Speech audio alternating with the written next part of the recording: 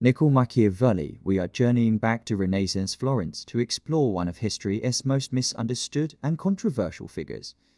Niccolò Machiavelli. When you hear his name, what comes to mind? The end justifies the means? Cold, calculating politics? Well, the truth is far more complex and fascinating.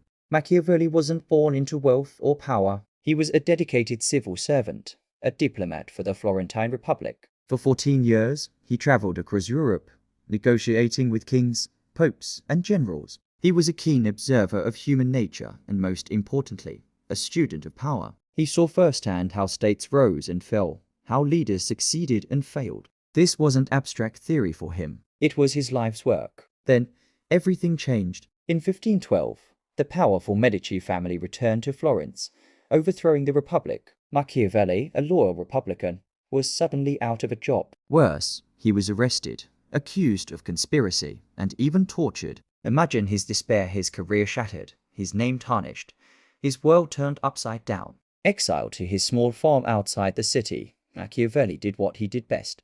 He wrote, but he wasn't writing to pass the time. He was desperate to get back into the game, to serve his city once more. It was during this dark period that he penned his most famous work, a short book he titled The Prince.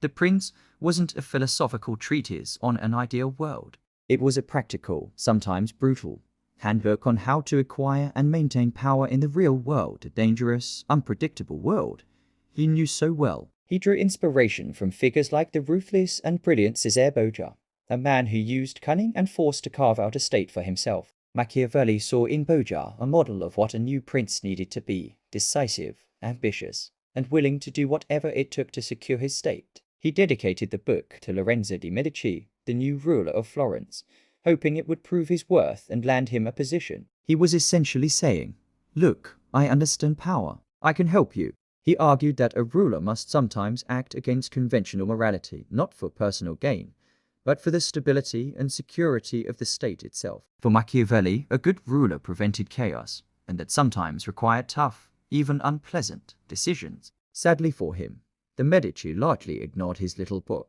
Machiavelli died without ever gaining the political influence he craved. It was only after his death that The Prince was published and gained its infamous reputation. For centuries, his name became synonymous with evil. But was he truly a teacher of evil?